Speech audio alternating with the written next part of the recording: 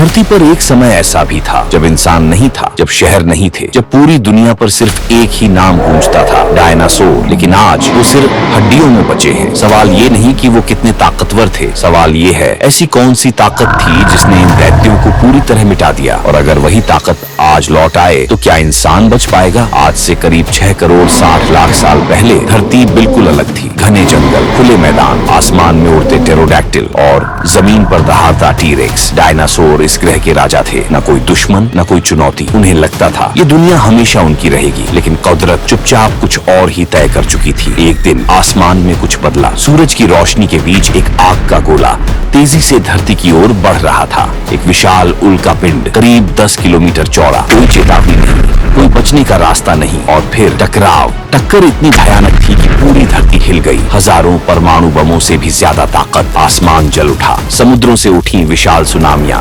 जंगल आग के समंदर बन गए।